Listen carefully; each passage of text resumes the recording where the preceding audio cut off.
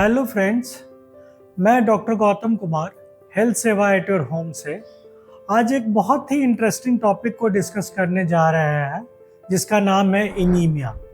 Anaemia पहले तो हम लोग देखेंगे इंट्रोडक्शन एनीमिया का, फिर टाइप ऑफ एनीमिया, फिर सिम्टम क्या क्या हो सकते हैं एनीमिया के, कॉजेस क्या हैं एनीमिया के, डायग्नोसिस कैसे करते हैं और ट्रीटमेंट पार्ट को। तो पहला आइए इंट्रोडक्शन के बारे में जानते हैं कि एनीमिया कहते किसको है। तो एनीमिया एक ऐसा मेडिकल कंडीशन है जिसमें बॉडी में क्या होता है, हमारा या तो आरबीसी का मात्रा कम हो जाए, नॉर्मल आरबीसी हेल्दी आरबीसी का मात्रा कम हो जाए, या फिर हेल्दी हीमोग्लोबिन की मात्रा कम हो जाए, या फिर हम कह लें कि दोनों का मात्रा कम हो जाए, हीमोग्लोबिन का भी और आरबीसी का भी। अब इस कंडीशन में हम देखें तो थोड़ा फंक्शन को समझना जरूरी है कि हीमोग्लोबिन और आरबीसी क्या करते हैं। हीमोग्लोबिन और आरबीसी का मेन फंक्शन अगर हम लोग देखें तो वो ऑक्सीजन ट्रांसपोर्ट का है। ये आरबीसी कैसे ट्रांसपोर्ट करते हैं, तो ये बाइंडिंग होता है इनका हीमोग्लोबिन के माध्यम से, जो एक टिश्यू से दूसरे टिश्यू की तरफ हीमोग्लोबिन को मूव करवाते हैं, और इस तरह से हमारा बॉडी टिश्यू जो होता है ऑक्सीजन लेके अपना मेटाबॉलिज्म में इसको यूज करता है। तो अगर हम देखते हैं कि किसी भी कारण से, चाहे वो नॉर्मल हमारा हीमोग्लोबिन का लेवल कम हो या फिर नॉर्मल आरबीसी का लेवल कम हो, तो इस कंडीशन को हम एनीमिया कहते हैं। अब देखें टाइप ऑफ एनीमिया। एनीमिया कितने तरह का हो सकता है हमारे बॉडी में, तो मेनली हम देखते हैं कि एनीमिया आयरन डिफिशियंसी एनीमिया के फॉर्म में आता है, जिसमें हमारे बॉडी में अगर आयरन की कमी हो गई तो हमारे बॉडी में हीमोग्लोबिन का बनना कम हो जाता है। हीमोग्लोबिन एक केमिकल है जो कि हमारे आरबीसी में मिलता है, और इसके फॉर्मेशन के लिए हमारे बॉडी में आयरन की सही मात्रा होनी जरूरी है। फिर दूसरा कंडीशन होता है विटामिन डिफिशियंसी एनीमिया।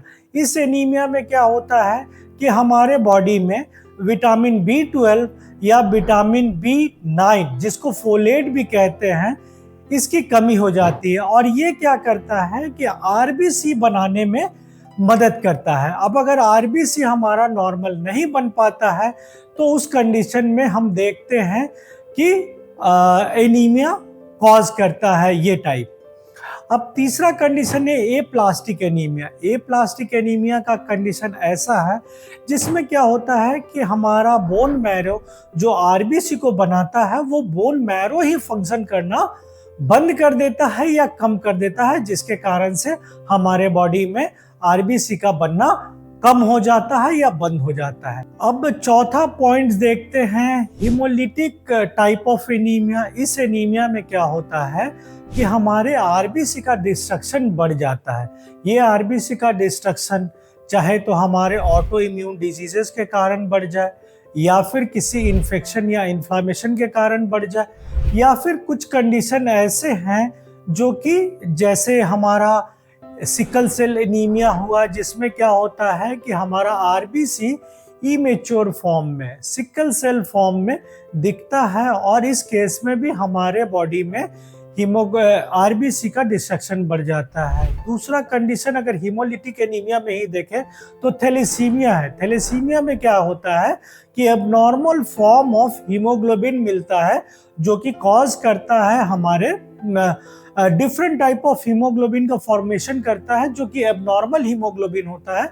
ये एबनॉर्मल हीमोग्लोबिन भी आरबीसी का डिस्ट्रक्शन कॉज करता है। और पांचवा टाइप है क्रॉनिक डिसऑर्डर। जैसे हम देखते हैं कि बहुत सारे डिजीजेज में, जैसे क्रॉनिक किडनी डिजीज या बहुत सारे ऑटो इम्यून डिजीज या फिर मेडिकेशन या इन्फ्लामेशन के कारण भी हमारे बॉडी में एनीमिया होता है। तो ये हम देखें डिफरेंट टाइप ऑफ एनीमिया। अब आते हैं एनीमिया का सिम्टम क्या क्या हो सकता है। तो हम देखते हैं कि एनीमिया का सिम्टम, पहले तो उसके ऑक्सीजन से रिलेटेड सिम्टम हमको दिखेंगे, जैसे शॉर्टनेस ऑफ ब्रेथ होगा, पेशेंट जनरलाइज्ड वीकनेस फील करेगा, डिजीनेस भी महसूस कर सकता है, हेडेक होता है, पेल कलर स्किन का दिखता है, फिर हम देखते हैं कि रैपिड पल्स मिलता है उस केस में, हमारे एक्सट्रीमिटीज जो हो जाते हैं, कोल्ड फील होता है। तो ये सारे सिम्टम हैं जो कि हम लोग महसूस करते हैं। कॉजेज ऑफ एनीमिया अगर देखें तो पहला कॉज है ब्लड लॉस, जिसमें कि हम देखते हैं कि कुछ इंजरीज जिसमें हेवी ब्लीडिंग होता है। फिर दूसरा, सर्जरी में भी ब्लीडिंग होता है। तीसरा, अगर देखें कि इंटरनल ब्लीड हो जाए उस केस में भी। और चौथा, एक कॉमन कंडीशन जो फीमेल्स में जनरली देखा जाता है वो होता है हेवी मेंस्ट्रुएशन ब्लीडिंग, जो कि केवल फीमेल में पाया जाता है। अब देखें कि दूसरा कॉज क्या हो सकता है, तो डिस्ट्रक्शन हो जाए हमारे आरबीसीज का या ब्लड का। डिस्ट्रक्शन किस केस में होता है, जब हमारा एबनॉर्मल आरबीसी बन जाए, जैसे कि हम देखते हैं सिकल सेल एनीमिया में। दूसरा, हीमोग्लोबिन मेरा एबनॉर्मल बने, जैसे हम देखते हैं थैलेसीमिया के केस में। या फिर किसी ऑटो इम्यून डिजीजेस में भी ऐसा होता है कि हमारा आरबीसी का डिस्ट्रक्शन बढ़ जाता है। या फिर एप्लास्टिक एनीमिया के केस में भी हम देखते हैं, जो कि ऑटो इम्यून से प्रोमोटेड होता है, उस केस में भी डिस्ट्रक्शन बढ़ जाता है। अब तीसरा कंडीशन देखें कि या तो हीमोग्लोबिन का प्रोडक्शन ही कम हो जाए। तो प्रोडक्शन कब कम हो जाता है, तो वैसा कंडीशन है एप्लास्टिक एनीमिया, या फिर फेरस डिफिशियंसी एनीमिया, या फिर विटामिन B12 डिफिशियंसी एनीमिया।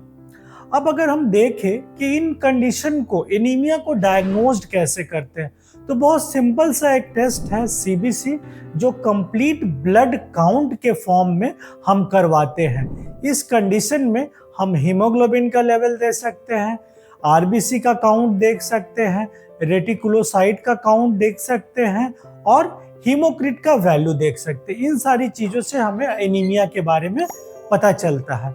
बहुत सारे एनीमिया के डायग्नोसिस के लिए हम क्रॉनिक डिजीजेस पे जाते हैं, या फिर कुछ डिफिशियंसी है जैसे फेरस डिफिशियंसी है, या फिर हमारा विटामिन डिफिशियंसी, तो उस केस में हम लोग स्पेसिफिक डायग्नोसिस पे आते हैं। अब अगर ट्रीटमेंट की बात करें, तो बहुत सारे केसेस में जहाँ पे ब्लड लॉस कॉज है, उस केस में तो हम लोग ब्लड ट्रांसफ्यूजन करा के हीमोग्लोबिन को और आरबीसी को नॉर्मल लेवल पे ले आते हैं। इस तरह से ये कॉमन ट्रीटमेंट है जो कि पेशेंट को दिया जाता है। दूसरा, अगर देखें कि फेरस डिफिशियंसी, तो उस केस में हम लोग आयरन सप्लीमेंट या फिर डाइटरी चेंजेस करते हैं। आयरन के टाइम पे हम लोग कोशिश करते हैं कि आयरन सप्लीमेंट दे, तो उस केस में हम लोग चाय या कॉफ़ी को थोड़ा अवॉइड करें, क्योंकि चाय और कॉफ़ी क्या होता है कि फेरस एब्जॉर्प्शन से इंटरफेयर करता है। तो इस केस में हम लोगों को चाय कॉफ़ी से थोड़ा सा टाइम का गैप देना चाहिए, अगर हम कोई भी सप्लीमेंट, आयरन सप्लीमेंट ले रहे हैं तो। दूसरा कंडीशन, जब हम देखें कि विटामिन B12 या B9 की डिफिशियंसी के कारण हो रहा, उस केस में हम लोग इंजेक्टेबल फॉर्म देते हैं, अगर कोई अल्सर वगैरह डेवलप हो गया है। नहीं तो हम लोग विटामिन B12 सप्लीमेंट भी दे के काम करते हैं। एप्लास्टिक एनीमिया के केस में हम लोगों को बोन मैरो ट्रांसप्लांट और सीवियर ब्लड ट्रांसफ्यूजन करना हो जाता है। सिकल सेल एनीमिया हो या थैलेसीमिया हो, इस केस में भी हम लोगों को बोन मैरो ट्रांसप्लांट या फिर ब्लड ट्रांसफ्यूजन ही एक उपाय बचता है।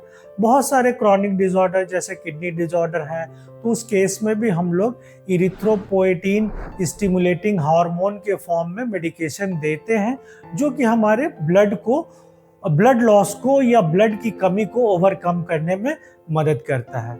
इस तरह से हम देखते हैं दोस्तों कि एनीमिया एक काफ़ी इंटरेस्टिंग टॉपिक रहा हमारे साथ आज, और उसके बाद हम लोग आने वाले टाइम में बहुत सारे ऐसे टॉपिक जो सब टॉपिक्स हैं, जैसे एप्लास्टिक एनीमिया है, सिकल सेल एनीमिया, थैलेसीमिया है, इसको भी डिस्कस करेंगे।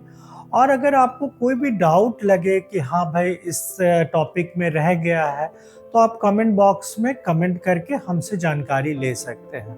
थैंक यू दोस्तों।